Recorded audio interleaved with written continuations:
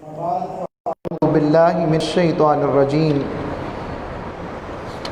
بسم الله الرحمن الرحيم. قال الله تبارك وتعالى في القرآن المجيد: وَإِذَا سَأَلَكَ عِبَادِي عَنِّي فَإِنِّي قَرِيبٌ أُجِيبُ دَعْوَةَ الدَّاعِ إِذَا دَعَانِ فَلْيَسْتَجِيبُوا لِي وَلْيُؤْمِنُوا بِي لَعَلَّهُمْ يَرْشُدُونَ. صدق اللہ مولانا العظیم وصدق رسولہ النبی الامین الکریم.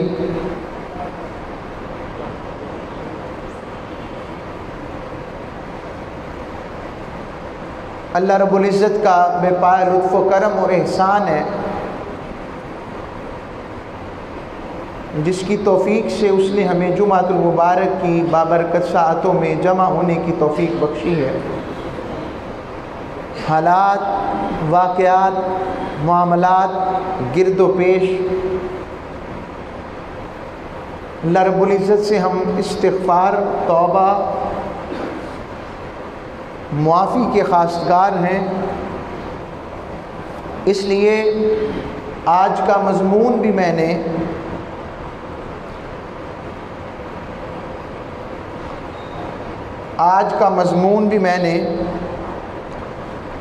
اسی مناسبت سے رکھا ہے، دعا کی ضرورت و اہمیت. دعا کیا ہے؟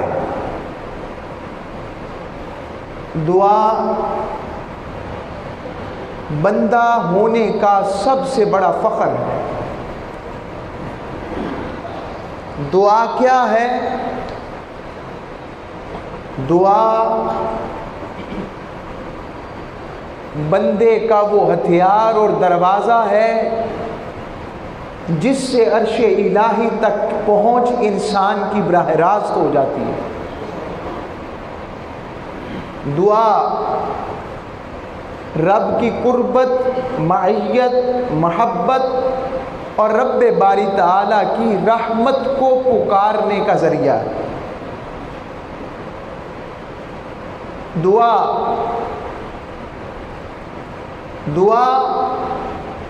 اللہ رب العزت کے کرم کو آواز دینے کا نام ہے.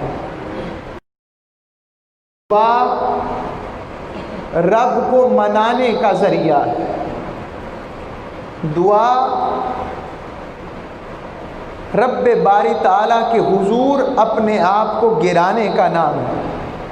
اور دعا رب کی طرف سے بندے کو اپنی طرف بلانے کا انعام ہے. میں نے اسی لیے قرآن مجید فرقان حمید کی سورہ البقرہ کی آیت تلاوت کی ہے.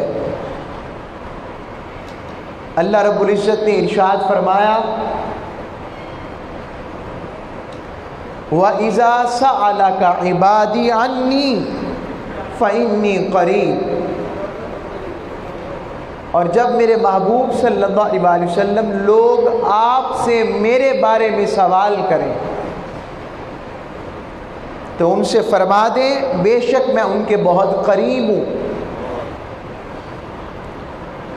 اور فرمایا جب بھی وہ مجھے پکاریں میں ان کی پکار کا جواب دیتا ہوں.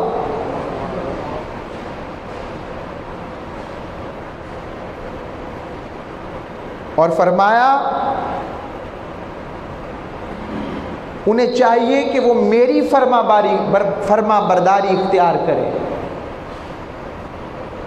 اور آگے فرمایا اور مجھ پر پختہ یقین رکھیں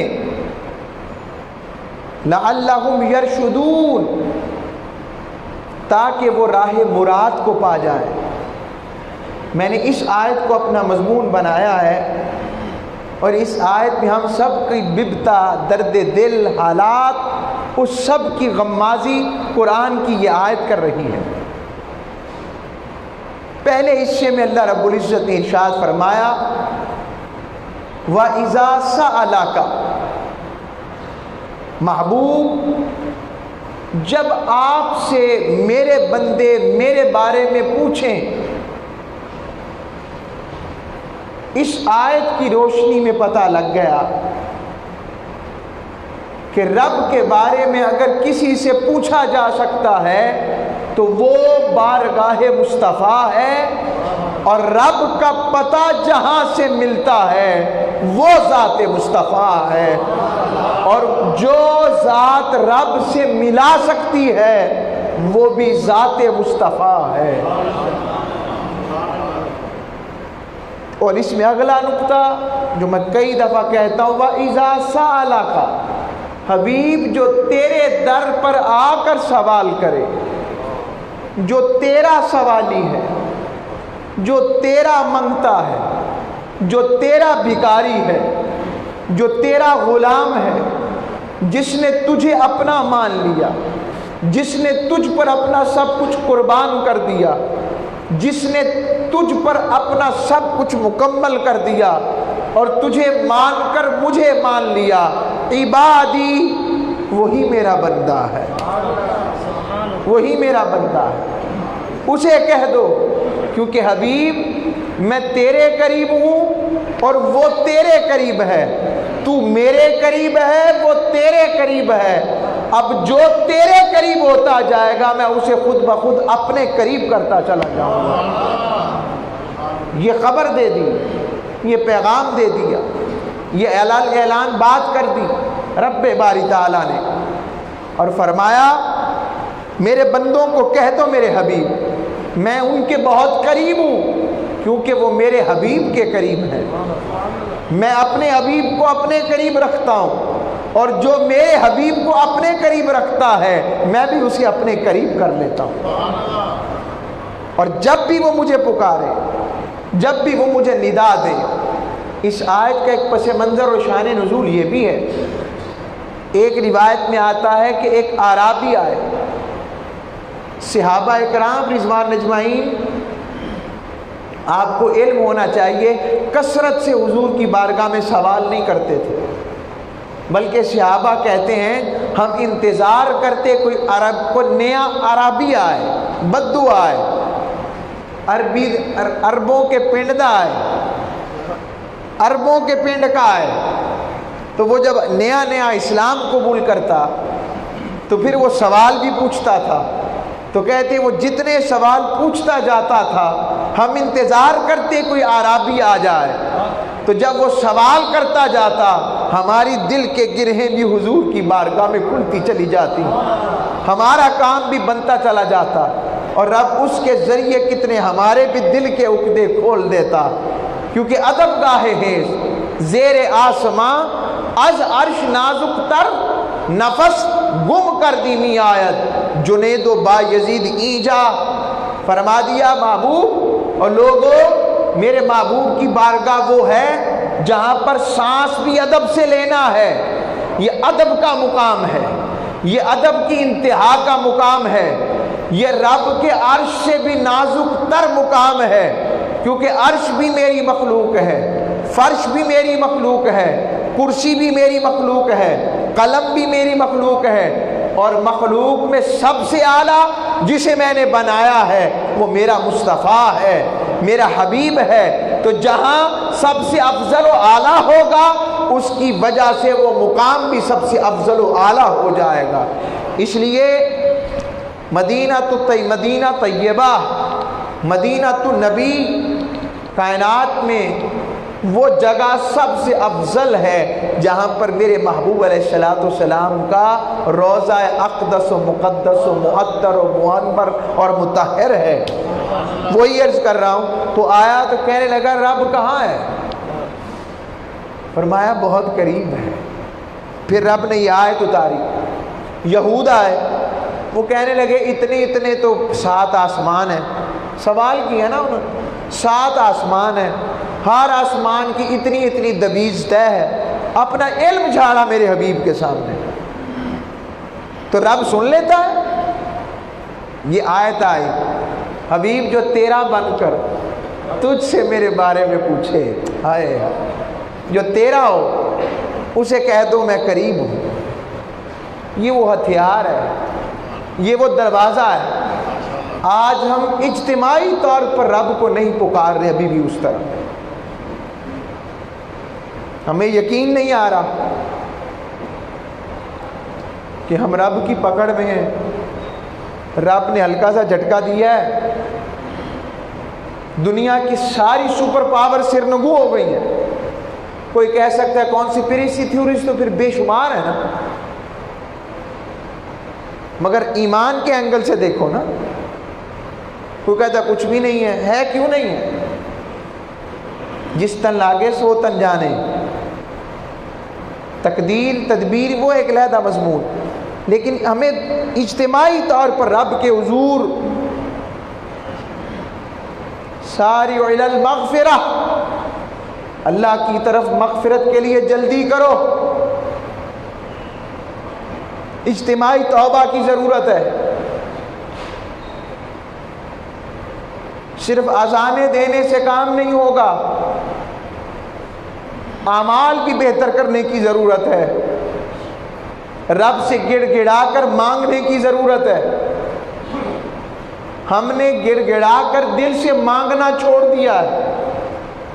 ہمارے دل مادیت میں اس طرح گر گئے ہیں کہ ہمیں رب باری تعالی کی ذات مطہرہ کی حقیقت اور محبت کا وہ ادراک کمزور ہوتا لگ رہا ہے جو ایمان کا حصہ ہونا چاہیے.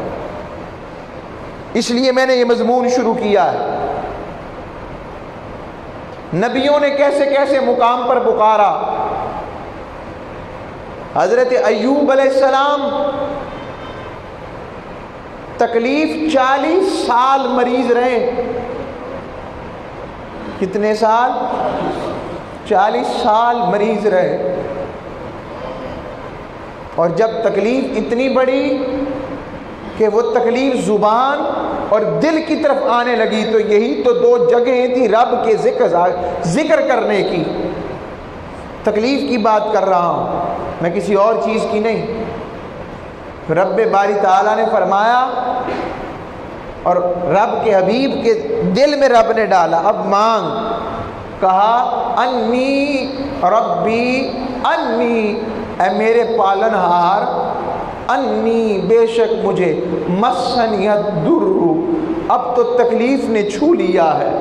ابھی بھی یہ نہیں کہا کہ تکلیف بہت زیادہ ہے، فرمایا مسنی الضر. ادب دیکھے رب کی بارگاہ میں، مسنی الضر، مجھے تکلیف نے چھو لیا ہے. اور یہ بھی نہیں کہا کہ مجھے ٹھیک کر دے، بس اتنا کہا انت ارحم الراحمین، تو سب سے بڑھ کر مہربانی فرمانے والا. بس رب نے اسی وقت ٹھیک کر دیا.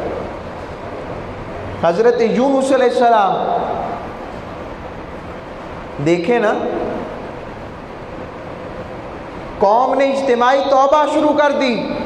یونس علیہ السلام ناراض ہو کر نکل آئے تھے. رب نے مچھلی کے پیٹ میں پہنچا دیا اور مچھلی کو کہا خبردار میرے یونس کو کچھ کہا، کہنا بھی کچھ نہیں، خبردار تیرا کیا کام میرے یونس کو نقصان پہنچائے. اور ساتھ ہی فرمایا یونس اب بتا. تو یونس علیہ السلام گڑ گڑا اٹھے، لا الہ الا انت سبحانک انی کنت من الظالمین، تیرے سوا کوئی معبود نہیں میرے مالک، پاک ہے تو، اور بے شک میں ہی اپنی جان پر زیادتی کرنے والا ہوں. آج ہم بھی دیکھیں نفس و شیطان نے ہمیں کس مقام پر پہنچا دیا. آج قیامت سے پہلے قیامت کے مناظر نہیں دیکھ رہے آپ؟ آج اس بیماری نے ہمیں ایک دوسرے سے دور کیا ہے. حشر کے میدان میں کیا بنے گا؟ کوئی کیسے بھاگ رہا ہوگا ایک دوسرے سے. آؤ اس سے پہلے کہ وہ میدان حشر اور قبر کی رات آئے، اس نے موقع دے دیا ہے، اسے منا لو، اسے راضی کر لو. اور دعا وہ ذریعہ ہے جو رب کی رحمت کو راضی کر دیتی ہے، رب کی ذات کو راضی کر دیتی ہے. اسی طرح قرآن مجید فرقان حمید میں آیا، رب نے کہا امن یجیب المضطر اذا دعاہ وَيَكْشِفُ السُّوءَ وَيَجْعَلُكُمْ خُلَفَاءَ الْأَرْضِ، بلکہ وہ کون ہے وہ جو بے قرار شخص کی دعا قبول فرماتا ہے۔ اس وقت بے قراری نہیں ہے، ہم اضطراب کی کس کیفیت میں ہیں؟ فرمایا جب وہ اسے پکارے اور تکلیف دور فرماتا ہے، تمہیں زمین میں پہلے لوگوں کا جانشین کون بناتا؟ رب اپنی بات کرتا ہے۔ یہ رب باری تعالیٰ نے، میں مختلف آیات پیش کر رہا ہوں۔ حضرت زکریا علیہ السلام، آپ رب باری تعالیٰ نے لمبی عمر عطا فرمائی، 90 سال سے زائد عمر ہو گئی، اولاد نہیں تھی، کہا ربی لا تذرنی فرداً وانت خیر الوارثین، اے رب مینوں کلیاں کر کے نہ چھڑ دے، مجھے اکیلا نہ چھوڑ دینا میرے مالک، اور سب وارثوں سے بہتر وارث تو ہے، یہ فرمایا۔ ہائے ہائے، اور اس طرح دعائیں، نوح علیہ السلام کی دعا ہے، حضرت ابراہیم علیہ السلام کی دعا ہے، حضرت آدم علیہ السلام کی دعا میں تو کیا درد و گداز ہے۔ ربنا ظلمنا انفسنا، اے ہمارے پالنہار ہم نے اپنی جانوں پر ظلم کیا، وَإِن لَّمْ تَغْفِرْ لَنَا، اور اگر تو نے ہمیں بخشا نہ، وَتَرْحَمْنَا، اور تو نے ہم پر رحم نہ فرمایا، لَنَكُونَنَّ مِنَ الْخَاسِرِينَ، تو ہم تو پھر خسارہ پانے والوں میں سے ہو جائیں گے۔ لَنَكُونَنَّ مِنَ الْخَاسِرِينَ، ہم تو خسارہ پانے والوں میں سے ہو جائیں گے۔ یہ بھی نہیں فرمایا کہ مجھے معاف کر دے۔ دیکھیں اپنے ذات کو کس طرح نفی کر رہے ہیں، اپنے آپ کو نکال کر رب کی رحمت کو پکار رہے ہیں۔ آداب دیکھیں، چند احادیث آپ کو دیتا ہوں اس حوالے سے۔ یہ مسلم شریف کی روایت سنا رہا ہوں، مسلم شریف، حضرت ابو ذر غفاری رضی اللہ تعالیٰ عنہ، فقیر سے آپ فقر والے، فرمایا آقا علیہ الصلوۃ نے ارشاد فرمایا، اللہ نے فرمایا اے میرے بندو، میں نے اپنے اوپر ظلم حرام کر دیا ہے۔ رب کبھی کسی پر ظلم نہیں کرتا،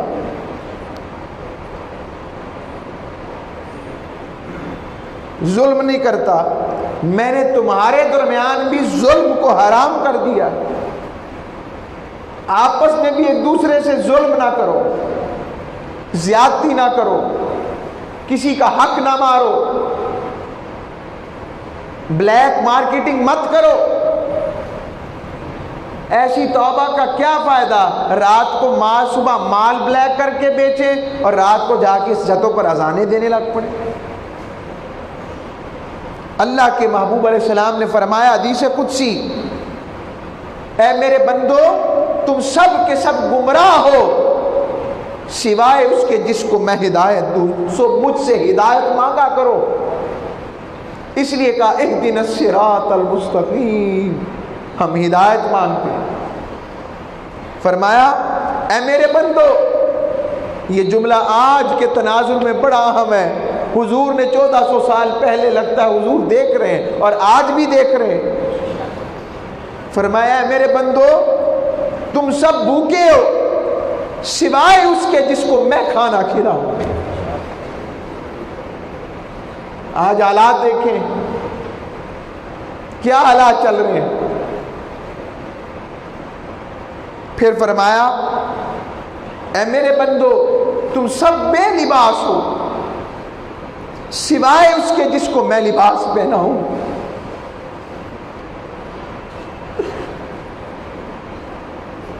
پھر فرمایا میں کوئی شرع نہیں، حضور کی حدیث دے رہا ہوں، اے میرے بندو تم سب رات دن گناہ کرتے ہو اور میں تمام گناہوں کو بخشتا ہوں، تم مجھ سے بخشش طلب کرو میں تمہیں بخش دوں گا۔ یہ دیکھیں رب کس طرح سے اپنے کرم کی طرف ہمیں بلا رہا ہے۔ اپنے بندے ہونے کی طرف کہ میرے بندے بن جاؤ، آ جاؤ میری طرف۔ اور آقا علیہ الصلوۃ والسلام کی بارگاہ میں یہ بھی فرمایا، حضرت سلمان فارسی رضی اللہ تعالیٰ عنہ 150 سال سے زائد عمر پائی، آدھی سے زیادہ عمر حضور علیہ السلام کی محبت میں بکتے آئے، غلام بن کر بکتے آئے، یار کے نام پر بکتے رہے، اور یار نے قربت کا ذریعہ دیا، کہا سلمان تو آج سے میری اہل بیت میں شامل ہے۔ حضرت سلمان فارسی فرماتے ہیں، آقا علیہ الصلوۃ والسلام نے فرمایا دعا کے علاوہ کوئی چیز تقدیر نہیں بدل سکتی، آؤ رب سے گڑ گڑا کر مانگیں، آؤ رب اس نوشتہ دیوار جو ہم دیکھ رہے ہیں اپنے کرم سے ختم کر دے، اس مشکل کو دور کر دے، زندگی کی بہاروں کو لوٹا دے، سب کے بڑوں بچوں آباؤ اجداد سب کی خیر فرمائے، اور فرمایا نیکی کے علاوہ کوئی چیز عمر میں اضافہ نہیں کر سکتی۔ سبحان اللہ۔ لوگوں اگر چاہتے ہو عمر میں اضافہ تو نیکی کیا کرو۔ آقا صلی اللہ علیہ وسلم نے پھر فرمایا دعا کیا ہے؟ فرمایا سیدنا ابو ہریرہ عبد الرحمن بن سخر رضی اللہ تعالی وہ فرماتے ہیں آقا صلی اللہ علیہ وسلم نے فرمایا لیس شیء اکرم علی اللہ تعالی من الدعاء، اللہ کی بارگاہ میں دعا سے زیادہ کوئی محترم و مکرم چیز ہی نہیں ہے۔ اللہ کو دعا بڑی محترم ہے، بڑی مکرم ہے۔ اس کو امام ابن ماجہ نے روایت کیا۔ ذرا اب آنکھوں کانوں کو ذرا اور زیادہ سنجیدہ کریں، روحوں کو کعبۃ اللہ کی طرف موڑیں، ذرا جس کا دروازہ بھی ہم پر بند کر دیا گیا ہے، ذرا دروازہ اس طرف منہ کریں اس کعبے کے منظر کو، اور جس کو کعبۃ اللہ سے آگے توجہ کرے مقام ملتزم کو، توجہ کرے مقام ابراہیم کی قرب میں کھڑا ہے، اور دیکھیں میں حضور کی حدیث سنانے لگا ہوں، دل تھام کر سنیں، آنکھوں کو ذرا تر بتر کریں، دلوں کو نرم کریں۔ سنا ہے ایک زمزم سے کعبہ دھویا جاتا ہے، اور دل کے زمزم آنکھوں کے آنسو ہیں جس سے دل کا کعبہ دھلتا ہے۔ آؤ دل کے کعبے کی طرف پلٹو تاکہ وہ کعبے والا ہم سے راضی ہو جائے اپنے محبوب کے صدقے۔ حضرت انس بن مالک سے مروی، میں نے حضور علیہ الصلوۃ والسلام کو فرماتے سنا، اللہ نے فرمایا اے ابن آدم جب تو مجھ سے دعا کرتا رہے گا اور قبولیت کی امید رکھے گا تو جو کچھ بھی تو کرتا رہے میں تجھے بخشتا رہوں گا، مجھے اس کی کوئی پرواہ نہیں۔ اے ابن آدم اگر تیرے گناہ آسمان کے بادلوں تک بھی پہنچ جائیں اور پھر بھی تو بخشش مانگے تو میں تجھے بخش دوں گا، مجھے کوئی پرواہ نہیں ہے۔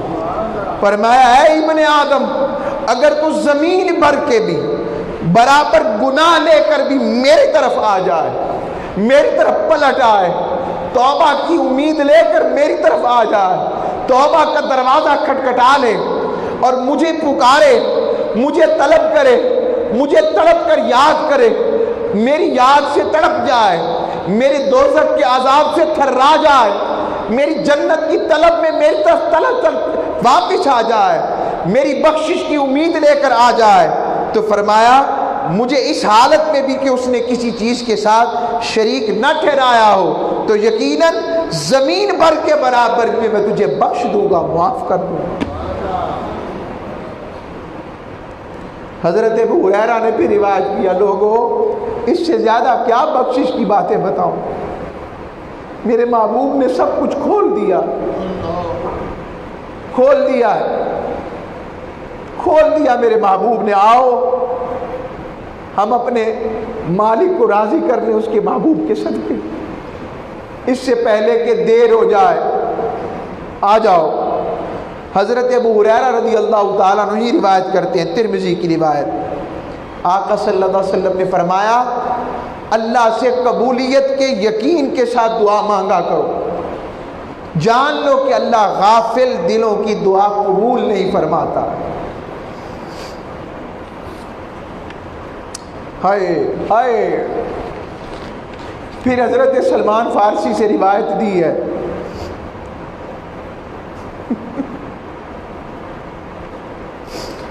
حضرت سلمان فارسی رضی اللہ تعالیٰ عنہ روایت کرتے ہیں، آقا علیہ الصلوۃ والسلام نے فرمایا اللہ حیادار اور کریم ہے، وہ اس بات سے حیا فرماتا ہے کوئی شخص اس کے سامنے ہاتھ پھیلائے تو وہ اسے خالی نامراد واپس لوٹا دے۔ ذرا اس کے بن کر تو دیکھے، اس کے منگتے تو بن کے دیکھے۔ آقا علیہ الصلوۃ والسلام نے پھر ارشاد فرمایا جو شخص اللہ تعالیٰ سے دعا نہیں مانگتا اللہ اس پر غضب فرماتا،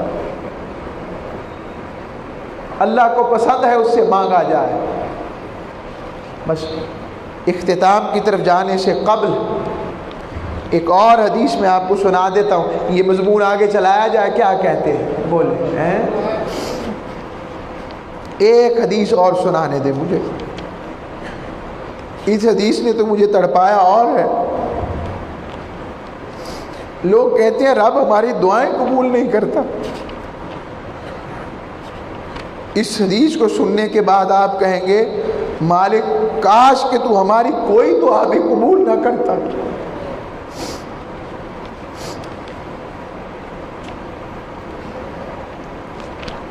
حضرت جابر بن عبداللہ رضی اللہ تعالیٰ عنہما روایت کرتے ہیں، ہاں سرکار دو عالم صلی اللہ علیہ وسلم نے فرمایا، آپ نے فرمایا ایک بندہ اللہ سے دعا کرتا ہے اور دعا کرتا ہے اور اس دعا کرنے والے کو اللہ پسند کرتا ہے۔ کون پسند کرتا ہے؟ ہائے ہائے ہائے، اللہ جسے پسند کرے۔ تو اللہ عز و جل سبحانہ و تعالی جبرائیل امی علیہ السلام سے فرماتے ہیں جبریل اس بندے کی دعا کو ذرا دیر سے پورا کرنا، کیونکہ میں اس کی آواز کو سننے کو پسند کرتا ہوں۔ اور ایک بندہ اللہ سے دعا کرتا ہے اور اس بندے کو اللہ پسند نہیں کرتا، تو پس اللہ اسے فرماتا ہے، جبرائیل امین فرماتے ہیں اللہ رب العزت میرے اس بندے کی حاجت کو جلدی پورا کر دو، کیونکہ میں اس کی آواز کو سننے کو ناپسند کرتا ہوں۔